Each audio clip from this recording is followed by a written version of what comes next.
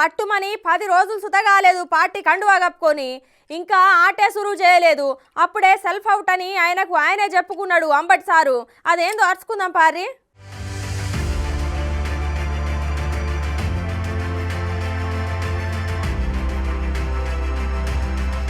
అన్ని ఉన్న అల్లున్నోట్ల శని అన్నట్టు ఎప్పుడు ఏదో ఒకటి అంబట్రాయుడు సార్నైతే ఎమ్మటి పడుతూనే ఉంటదుల్లా.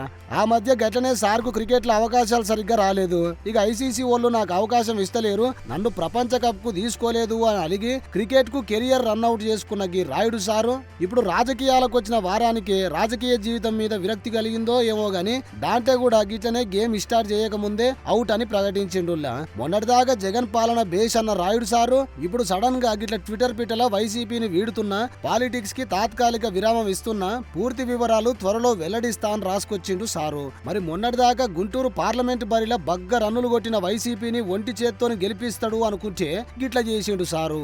లోగుట్టు పెరుమాళ్ళకెరుక అన్నట్టు అసలు ముచ్చట ఆయనకే తెలవాలి. మరి లోపల ఏమైందో గాని గిట్ల రాజకీయాలకు రిటైర్డ్ హార్ట్ అయ్యిండా లేకపోతే మొత్తానికే రిటైర్మెంట్ ఇచ్చిండా అనేది చూడాలి. మరి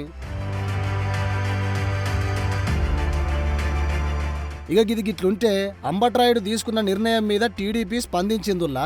జగనాస్ వంటి విపరీత ధోరణి ఉన్న వ్యక్తితోని కలిసి మీరు రాజకీయ ఇన్నింగ్స్ ఆడనందుకు సంతోషంగా ఉంది, మీ భవిష్యత్తు ప్రయాణం సజావుగా సాగాలని కోరుకుంటున్నామని తెలుగుదేశం పార్టీ ట్విట్టర్ పిటల పోస్ట్ చేసింది.